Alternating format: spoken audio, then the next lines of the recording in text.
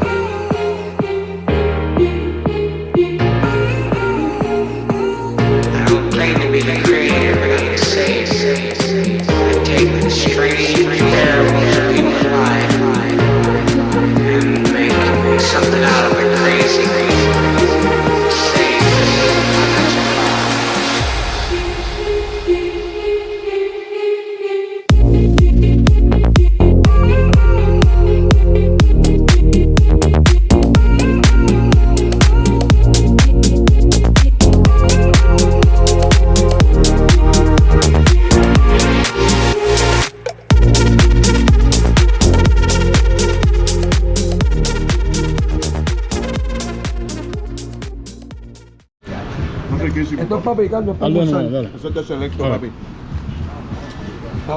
Che. Pues nada, ya está. A la boquita.